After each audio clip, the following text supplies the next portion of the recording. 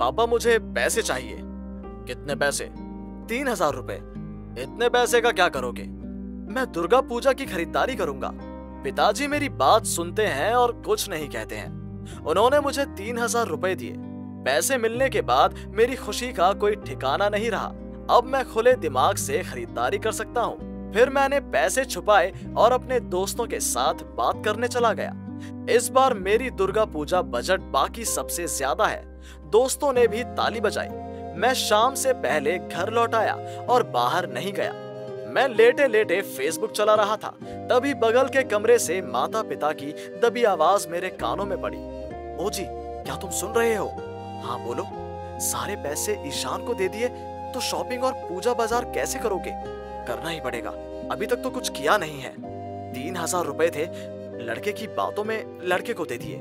चिंता मत करो, मैं किसी से पैसे उधार लूंगा। और ईशान अभी कॉलेज में है, उसे बड़े लड़कों के साथ घुलना मिलना है। तो क्या आप सारे पैसे दे दोगे? अगर अभी पैसे नहीं मिले तो क्या दुर्गा पूजा के दिन चूल्हा बंद कर दूं? आप व्यर्थ सोच रही हैं, मैं सब कुछ ठीक कर लूंगा। और हमारे पास जो भी है सब ईशान के लिए ही तो है, इसलिए मैंने इसे ईशान को दे दिया।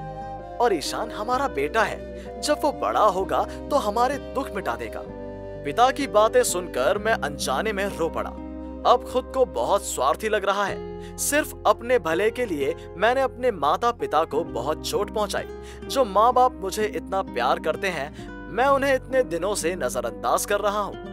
मैंने तो सिर्फ अपने पक्ष के बारे में सोचा है। मैं अब अपने पिता को गले लगाना चाहता हूँ और थोड़ा रोना चाहता हूँ, लेकिन मैं बड़ा हो गया हूँ, इसलिए मैं रो भी नहीं सकता। किसी तरह मैंने वो रात बिताई। अगली सुबह होते ही मैं काम की तलाश में निकल पड़ा। योजना ये थी कि इस बार मैं अपने माता पिता के लिए जो पैसे कमाऊंगा उससे कपड़े खरीदूंगा और मैं पूजा का सारा खर्च उठाऊंगा। मैं रोज सुबह बाहर जाता और दोपहर में वापस आ जाता। जब घर लौटता तो माँ डांटती थी, लेकिन मैं कुछ नहीं कहता था, क्योंकि तब मैं दिन मजदूरी कर रहा था, सिर्फ माता पिता के लिए। मैंने लगातार 15 दिन काम किया। मैं रात को सो रहा था, उस समय माँ आई। ईशान, तुमने कपड़े खरीदने के लिए पैसे लिए, लेकिन तुमने कपड़े नहीं खरीदे। मेरे पास अभी भी उन्हें खरीदने के लिए 4 दिन है। समय कहाँ है? दुर्गा पूजा आकर चली गई। माँ, आपने और पिताजी ने कुछ नहीं खरीदा। हमें बताओ कि हम खरीदने के बाद क्या करेंगे। तुम खरीद लो बेटा। खैर, रात हो गई है, इसलिए मेरी माँ चली गई। मुझे सब कुछ देने के लिए दुर्गा पूजा में सिर्फ 4 दिन बचे हैं। मैंने पूजा का कच्चा बाजार देखा और देखा कि माँ ने घर के लिए कुछ भी नहीं खरीदा। इसलिए मैं सुबह अपनी माँ को बताकर निकल गया। मेरे 4,000 रुपए की मजदूरी और मेरे पिता की 3,000 रुपए के साथ पहली बार मैंने अपनी माँ के लिए एक सुंदर दिखने वाली साड़ी, अपने पिता के लिए लुंगी पंजाबी और खुद के लिए पंजाबी और पैंट खरीदी। मुझे भी समझ में नहीं आया कि पूजा की खरीदारी करते समय वो शाम कब आ गई। मैं जल्दी घर गया। मेरी माँ मुझे इतने सारे बैग हाथ में लिए देख रही थी। ईशान, तुम कहाँ गए थे? मैं तुम्हें सब कुछ बताता हूँ, पहले घर चलते हैं। पिताजी कहाँ हैं? घर पर। चलो फिर। तुम्हारे बैग में क्या है? चलो, पहले कुछ है। मैंने अपने पिता और माँ को बिठाया। इस बार मैंने बैग से पहले साड़ी निकाली और अपनी माँ के शरीर पर रख दिया और कहा, देखो मेरी माँ को कैसा लगता है? तुम्हें बहुत सुंदर लगेगा। पापा, आपके लिए लुंगी और पंजाबी भी है। ईशान, तुम्हें ये सब कहाँ से मिला? माँ, तुम बस सवाल मत पूछो, पहले मुझे बताओ कि ये कैसा है। मैंने इसे तुम्हारे लिए कभी नहीं खरीदा। बुरा होने पर भी कुछ नहीं कर सका। पापा इन सब चेहरों को देख रहे थे। इस बार उन्होंने कहा, ईशान, तुम्हें ये सब कहाँ से मिला? इतने सारे कपड़े, पूजा बाजार के पैसे कहाँ से लाए? मैंने 15 दिनों तक चाचा कैलाश के साथ दिन मजदूरी के रूप में काम किया। उनसे मुझे 4,000 रुपए प्राप्त हुए और इसके साथ ही मैंने तुम्हारे लिए कुछ खरीदा है। बात सुनकर पिताजी नाराज हो गए। उन्होंने मुझे थप्पड़ मारा। तुम बड़े हो गए हो ना ज्यादा? तुम्हें काम करने के लिए किसने कहा? मैं मर चुका हूँ क्या कि तुम काम पर जा रहे हो? जिंदगी में वक्त बहुत मिलेगा, फिर काम करना।